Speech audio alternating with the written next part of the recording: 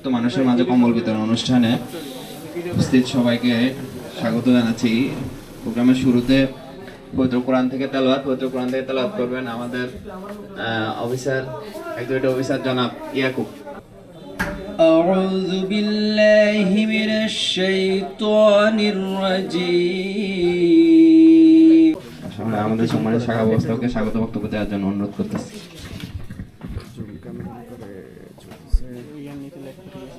আউযু বিল্লাহি মিনাশ শাইতানির রাজিম। বিসমিল্লাহির রহমানির রহিম। 2016 সাল থেকে আমরা লক্ষ্মীপুরে আল আরাফা ইসলামী ব্যাংক কার্যক্রম পরিচালনা করে আসছে। ইসলামী ব্যাংকের একটা মৌলিক উদ্দেশ্য শুধু ব্যাংকিংয়ে নয়, পরিবেশ রক্ষার জন্য, গাছপালা লাগানোর জন্য আল আরাফা ব্যাংকের কর্মসূচি আছে। এখানে বাংলাদেশের অর্থনীতিতে আমরা সর্বোচ্চ চেষ্টা করে যাচ্ছি যে আপনাদের স্বার্থ সংরক্ষণ করার জন্য। আল্লাহ রাব্বুল আলামিনের অশেষ রহমতে আল আরাফা ইসলামী ব্যাংক কারুল্য সংকটে পড়ে নাই এবং আমাদের ব্যাংক থেকে দেশের পত্রপত্রিকা যারা টাকা লুট করে নিয়েছে, আপনারা বিভিন্নভাবে পেপার পত্রিকা দেখেছেন, বিভিন্ন ব্যাংকের নাম দেখেছেন। আলহামদুলিল্লাহ আপনাদেরকে আমরা এই সুসংবাদ দিতে পারি এবং বাংলাদেশ ব্যাংক কর্তৃপক্ষ আমাদেরকে এই সুসংবাদ দিয়েছে যে আল আরাফা ইসলামী ব্যাংক থেকে কোনো গোষ্ঠী বা কোনো একটা গ্রুপ কোনো নিয়োগ বা ঋণ নিতে পারে নাই। আপনাদের টাকা আমরা সঠিকভাবে পাহারা দিয়েছি আলহামদুলিল্লাহ। সম্মানিত উপস্থিতি, আমাদের আজকের এই মহতী অনুষ্ঠানে মঞ্চ উপবিষ্ট আছেন পশ্চিম চর রমণীমোহন সরকারি প্রাথমিক বিদ্যালয়ের সাবেক প্রধান শিক্ষক জনাব শাহ আলম স্যার। শাহ আলম স্যারকে এ পর্যায়ে কিছু বলার জন্য অনুরোধ। আউযু বিল্লাহি মিনাশ শাইতানির রাজিম। বিসমিল্লাহির রহমানির রহিম। ওয়াতাসিমু বিহাবলিল্লাহি জামিয়া। আর এই ব্যাংকের সাথে আমি বহুদিন থেকেই জড়িত। এই ব্যাংকের কিছু কার্যকলাপ আমার কাছে খুব ভালো লাগছে। কিরকম? আপনার টাকা এফডিআর করে রেখেছেন বা সাধারণভাবে একটা অ্যাকাউন্ট করে রেখেছেন, সঞ্চয়ী অ্যাকাউন্ট। ঠিক এফডিআর থেকে উঠাইতে যেই সময় লাগে আর কারেন্ট একটা অ্যাকাউন্ট থেকে উঠাইতে একই সময়, কিন্তু কখনো কোনো সময় আমি দেখি নাই যে কারেন্টের টাকা ওনারা দিতে যত তাড়াতাড়ি দেয় কিন্তু এফডিআর এর টাকাটা দিতে একটু গড়িমসি করে, এমনটি আমি কখনো উপলব্ধি করি নাই।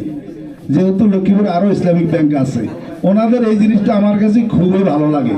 এই জন্য আমার বন্ধু বান্ধব আত্মীয় স্বজন কাউকে যদি আমি উপদেশ দেই টাকা রাখার জন্য, এই ব্যাংকের কথাই বলি। নাম্বার 2, বাংলাদেশে অর্থনৈতিক যে দুর্বলতা সৃষ্টি হয়েছে, ব্যাংকগুলা লুটপাট করে নিয়ে গেছে। আলহামদুলিল্লাহ আল আরাফা ইসলামী ব্যাংক থেকে সেই ধরনের লুটপাট করতে পারে নাই। অনেক ইসলামিক ব্যাংক আছে আপনি 1 লাখ টাকা চেক দিয়েছেন, 2000 টাকার বেশি পাবেন না। অনেক ব্যাংকেই দুর্বলতা প্রকাশ করেছে, কিন্তু আলহামদুলিল্লাহ এই ব্যাংকের কখনো দুর্বলতা দেখি নাই। বিসমিল্লাহির রহমানির রহিম। আল আরাফা ইসলামী ব্যাংক কর্তৃক আয়োজিত আজকের এই অনুষ্ঠানের শীতার্ত মানুষের মাঝে কম্বল বিতরণ অনুষ্ঠানের উত্তরোত্তর সাফল্য কামনা করছি। এই জনসেবামূলক অনুষ্ঠান আজকে দেখি আমি সবসময় ভাবতাম যে ব্যাংকিং সেবা শুধুমাত্র একটা ওনারা সেবামূলক কাজের সাথে নিয়োজিত আছে, কিন্তু তার সাথে যে আরও আনুষঙ্গিক অনেকগুলো সেবা আছে সেটা আজকে তার একটা প্রমাণ পাইলাম।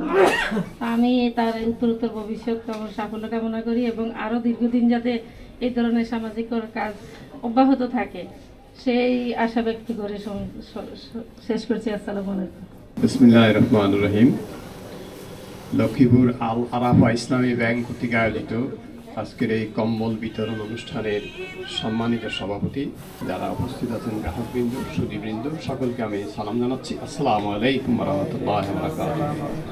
যাদের আদর্শে নবীজি চেতনা ইসলাম, শান্তি কায়েমে যারা শপথ নিল, যারা দিনে রাতে ময়দানে খেটে যায় নির্ভীক, প্রভু রাহে যারা জীবন দিল, যাদের আদর্শে নবীজি চেতনা ইসলাম। শান্তি কায়েমে যারা শপথ নিল, যারা দিনে রাত ময়দানে কেটে যায় নির্ভীক, প্রভুর রাহে যারা জীবন দিল, মাজলুম অসহায় মানবতার ডাকে, মাজলুম অসহায় মানবতার ডাকে, সবার আগে দেখো তাদের পাবে।